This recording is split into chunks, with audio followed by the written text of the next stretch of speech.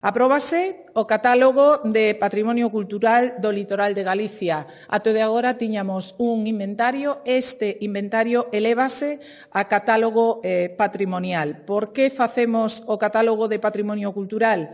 Pois porque este nos vai permitir promover sobre os bens de importancia cultural que o integren as actuacións estratégicas recollidas na LOXISGA para a súa posta en valor, recuperación e rehabilitación, sempre e cando quede garantido que os novos usos non poñan en peligro os valores que aconsellaron no seu día a protección cultural. Quedarán identificados estes bens e, aparte de quedar identificados, xa se van a poñer cales son os usos orixinais, pero tamén os usos futuros compatibles cos orixinais.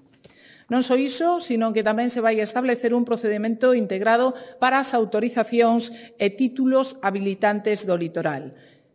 Vaise proceder a modificar o Decreto 97/2019 que regula as autorizacións na zona de servidumbre de protección para adaptalo ao regulado na nova lei.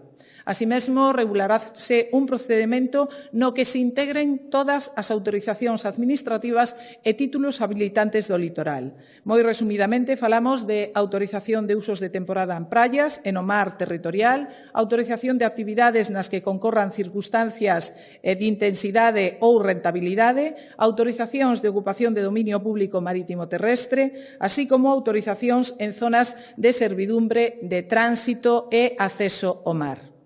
En canto a